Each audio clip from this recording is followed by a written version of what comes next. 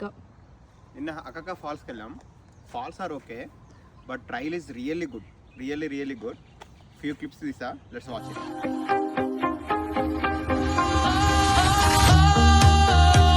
Sometimes I get a good feeling I got, yeah.